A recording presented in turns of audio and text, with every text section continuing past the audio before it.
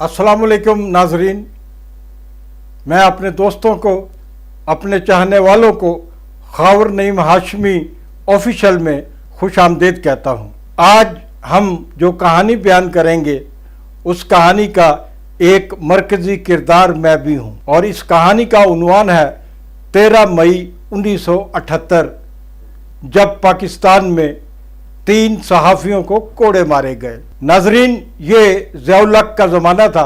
1978 मुझे कोड़े मारे गए थे, नासिर ज़ैदी को कोड़े मारे गए थे।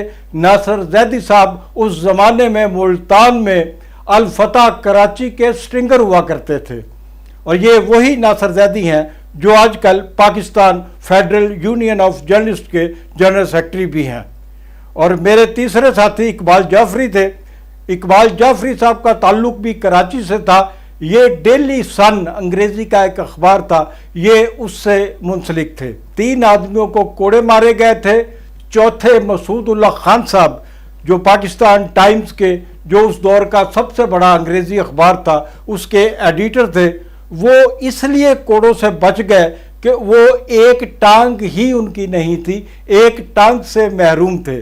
13 मई 1978 का जो वाक़या था, ये दुनिया में अपनी नोयत का अनोखा और पहला वाक़या था और इस वाक़े पर पूरी दुनिया के मीडिया हाउसेस में एहतजाजी हड़ताल हुई थी।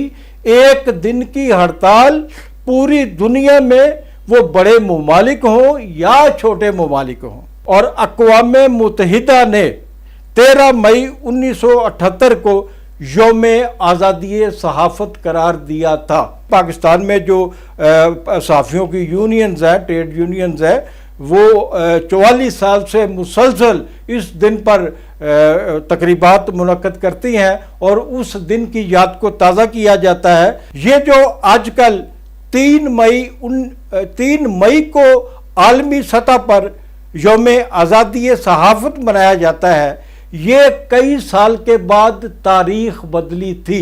13 मई 3 मई में इस तरह बदला कि कई सालों के बाद अफ्रीका के किसी मुल्क में लातादाद सहाफ़ियों को एक ही दिन में कत्ल कर दिया जाता है। तो 13 मई की जगह 3 मई को यौम आज़ादी सहाफ़त आलमी सतह पर मनाया जाने लगा। ये जो कोड़े मारने वाले हैं, मैं इनका भी आपको तारुफ करा दूं कि बड़े सगीर पाको हिंद में कोड़े मारने का रवाज कहां से आया। कोड़े मारने का रवाज अंग्रेज दौर में आया। अंग्रेज ने ये सजा अपने बागियों के लिए मुंतखब की थी, जो अंग्रेज राज के मुखालिफ होते थे, बगावत करते थे, आज़ादी के नारे लगाते थे।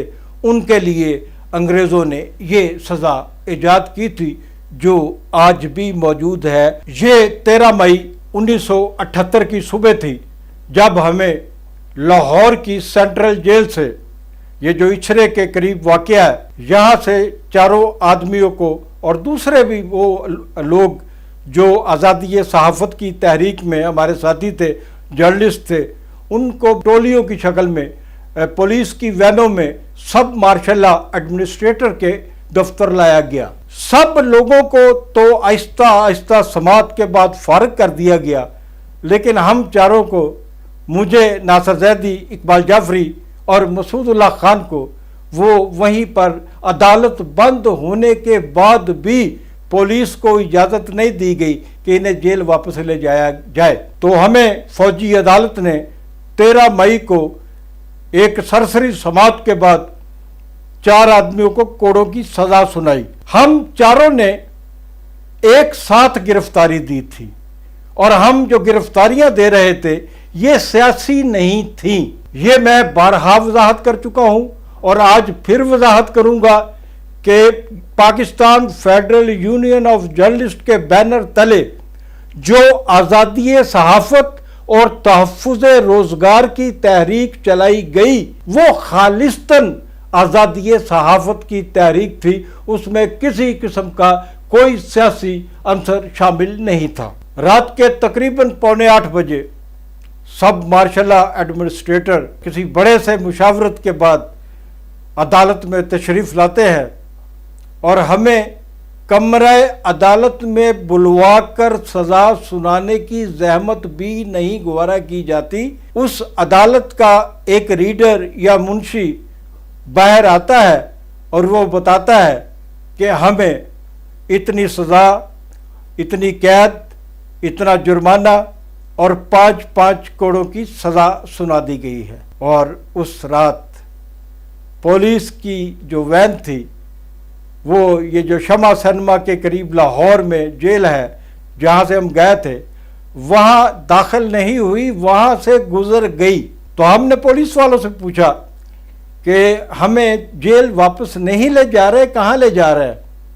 तो पुलिस वालों ने बताया कि पहले तुम मुल्ज़िम थे, अब तुम मुजरिम हो, तुम सज़ा याफ्ता हो, और जो सज़ा याफ्ता लोग होते हैं उन्हें कोट लखपत जेल में ले जाया जाता है। सबसे पहले नासिर जैदी साहब को कोड़ों के लिए ले जाया गया और हमें कोड़ों की आवाज़ें तो आई बड़ी शिद्दत के साथ, नासिर जैदी के चीखने की आवाज़ नहीं आई। और पता नहीं कब नासिर जैदी को स्ट्रेचर पे लिटाकर वो वहाँ से ले जाते हैं और उसके बाद इकबाल जाफरी की बारी आती है। नासिर जैदी को टीबी थी, वो टीबी का मरीज था, इसके बावजूद उसे कोड़े मारे गए।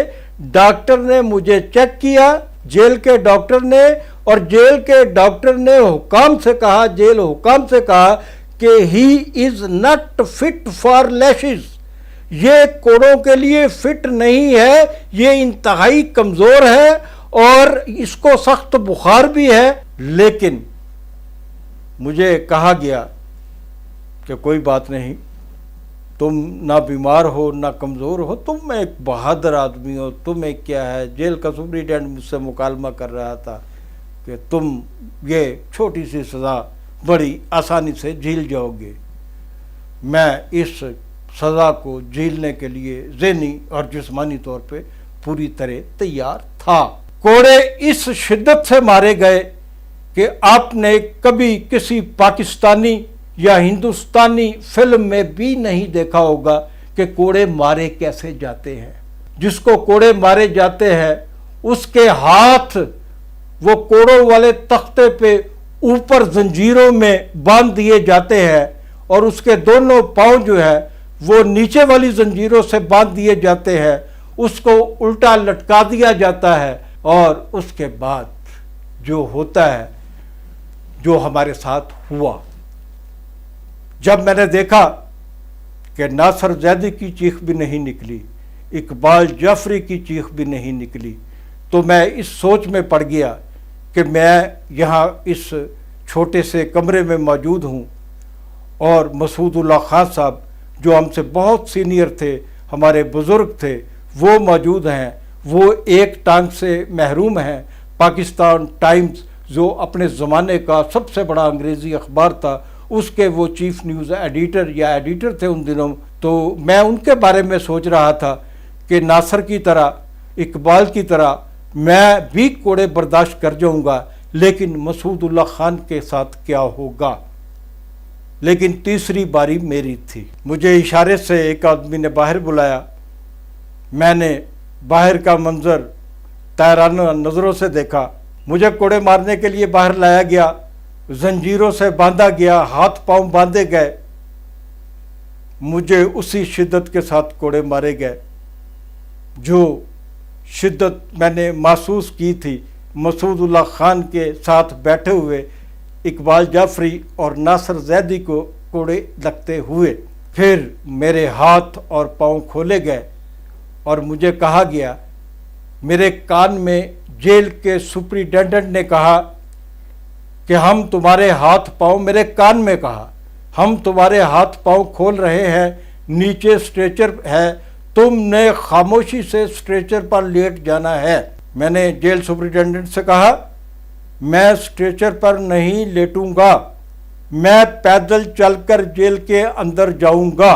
जेल सुपरिटेंडेंट ने उसी आहिस्तगी से मेरे कान में कहा, अगर तुम स्ट्रेचर पर ना लेटे तो मेरी वर्दी उतर जाएगी, کیونکہ جنہوں نے تمہیں کوڑوں کی سزا سنائی ہے وہ اس سزا کا منظر دیکھنے کے لیے کرسیوں پر برات جمع ہیں۔ مجھے جیل کے ہاسپٹل میں لے جایا گیا، وہاں پر مجھے بے ہوشی کے انجیکشن لگائے گئے۔ مکمل طور پر مجھے جب ہوش آئی 1-2 دن کے بعد، تو میں نے اپنے ساتھیوں سے پوچھنا شروع کیا کہ کیا مسعود اللہ خان کو بھی کوڑے مارے گئے؟ یہ سن کر مجھے انتہائی اطمینان ہوا کہ چونکہ ان کی ایک ٹانگ نہیں تھی، وہ ایک ٹانگ سے محروم تھے، انہیں اس تختہ دار پہ، میں تختہ دار ہی کہوں گا، کوڑوں کا جو تختہ تھا وہ تختہ دار ہی کہتا رہوں گا اس کو میں، کہ وہ اس تختے پر بندھنے سے بچ گئے تھے، کیونکہ ان کی ایک ٹانگ کو اگر باندھا جاتا تو وہ توازن برقرار نہیں رہتا تھا، تختے نے گر جانا تھا، اور وہ اپنی ٹانگ کی محرومی کی وجہ سے وہ اس سزا سے بچ گئے تھے۔ ناظرین، میں بتاتا چلوں آپ کو کہ جس دن ہمیں کوڑے مارے گئے تھے 13 مئی 1978 کو، ذوالفقار علی بھٹو صاحب کی جو کوٹری تھی، چھوٹی سی کوٹری، وہ جیل میں داخل ہوتے ہی دائیں ہاتھ پہ نظر آتی تھی، اور بھٹو صاحب وہاں پر نظر بند تھے اور ٹرائل کا سامنا کر رہے تھے۔ چیئرمین ذوالفقار علی بھٹو کی طرف سے جو مجھے محبت بھرا پیغام ملا وہ مجھے کبھی نہیں بھولتا۔ میری بھٹو صاحب سے 1-2 ملاقاتیں ضرور رہی ہیں جب وہ حکمرانی میں تھے، تو ان ملاقاتوں کا احوال میں سناؤں گا آپ کو کبھی۔ تو مجھے بڑا فخر محسوس ہوا کہ ایشیا کے عظیم ترین لیڈر نے مجھے سلام بھیجا ہے، اور یہ بھی پیغام دیا گیا مجھے کہ خاور نعیم ہاشمی سے کہنا کہ میں جانتا ہوں کہ وہ میرے اخبار روزنامہ مساوات کا سب ایڈیٹر ہے، اور میں اسے سیلیوٹ کرتا ہوں۔ میں بے نظیر بھٹو کو، شہید بے نظیر بھٹو کو سلام پیش کرتا ہوں۔ جب وہ طویل جلاوطنی کے بعد پاکستان واپس آتی ہیں تو لاہور ایئرپورٹ سے ناصر باغ تک انہوں نے جتنی بھی تقاریر کی، ایئرپورٹ سے جہاز سے اترتے ہوئے اور ایک طویل سفر کرتے ہوئے، صبح کے وقت ان کا طیارہ لینڈ کرتا ہے لاہور میں، اور ان کا جلوس کی لینتھ اتنی زیادہ تھی کہ ایک کونا ایئرپورٹ میں تھا، دوسرا کونا لاہور کے ناصر باغ میں تھا۔ بے نظیر بھٹو نے جتنی بھی تقاریر کی، میرے لیے یہ اعزاز ہے، میرا یہ فخر ہے کہ بے نظیر بھٹو جب اپنے باپ کی شہادت کا ذکر کرتی تھی تو ساتھ یہ بھی کہتی تھی کہ اس ملک میں خاور نعیم ہاشمی اور ان کے ساتھیوں کو کوڑے مارے گئے۔ بے نظیر بھٹو نے اپنی پہلی حکومت میں مجھے صدارتی تمغہ حسن کارکردگی پرائڈ آف پرفارمنس دیا۔ یہ پہلی ایک دین تھی جو میں نے کسی بھی حکومت کی طرف سے قبول کی۔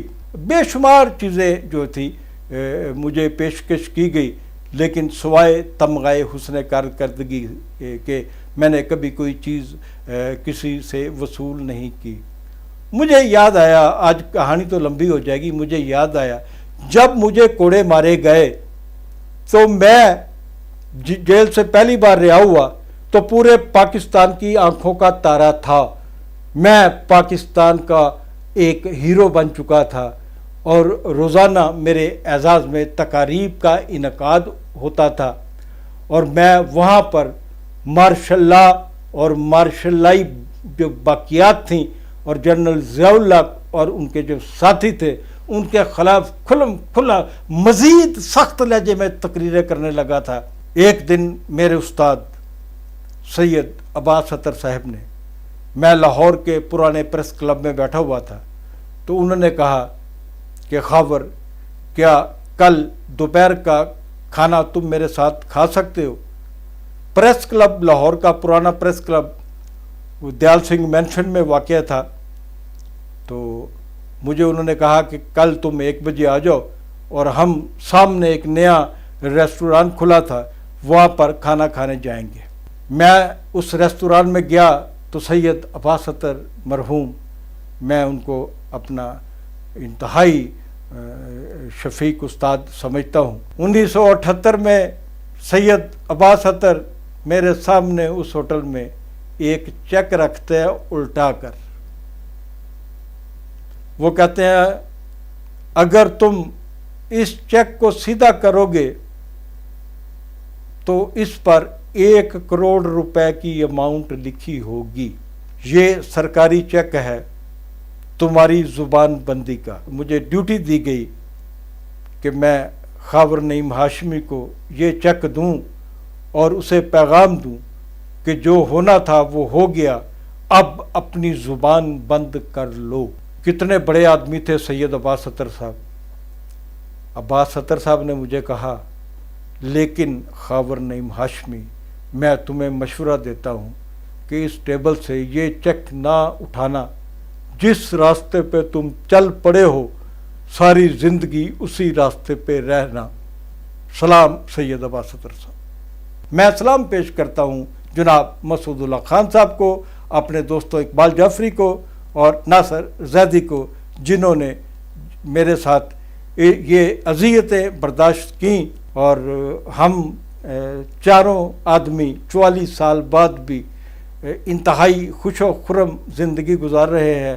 ایک دوسرے سے ملاقاتیں بھی ہوتی ہیں، ایک دوسرے کو فون بھی کرتے ہیں، خیر خیریت بھی پوچھتے ہیں، اور یہی ہماری زندگی کی کامیابی ہے۔